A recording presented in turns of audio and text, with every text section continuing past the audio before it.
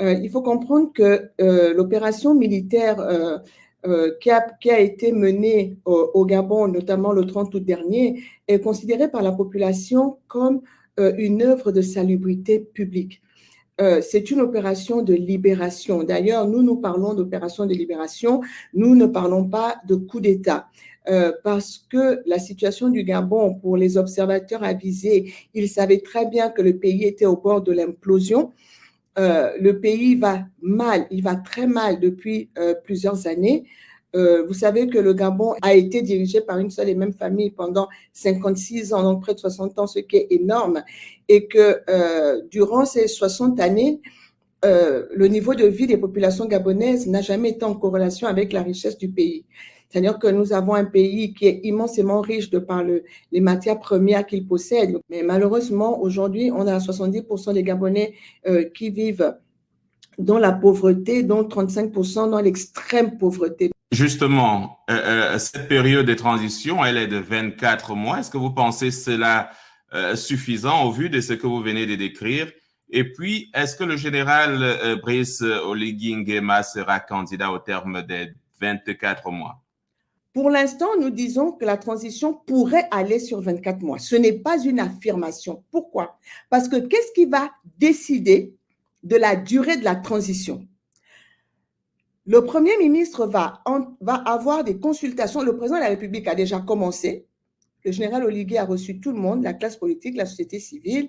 Il discute avec tout le monde. Le Premier ministre va faire pareil. Il va recevoir la classe politique, la société civile, les confessions religieuses, toutes les composantes de la société. Elles devront fournir chacune un document dans lequel il y aura un état de lieu du pays et les propositions.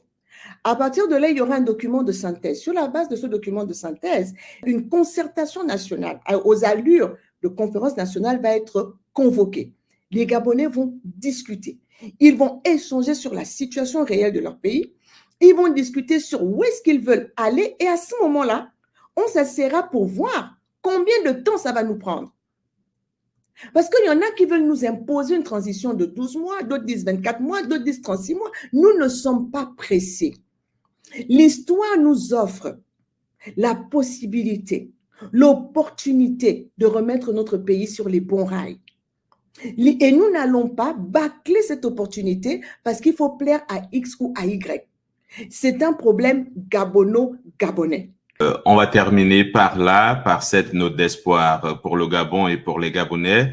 Et est-ce que vous avez un dernier message à passer aux partenaires du Gabon, aux Gabonais de la diaspora et à vos voisins? Le message que je veux passer, c'est celui du comité de la transition pour la restauration des institutions et plus particulièrement du président, le général de brigade Brice Oligui Nguema, c'est-à-dire que le contexte du Gabon est particulier. Ce qui s'est passé au Gabon, c'est un événement salvateur.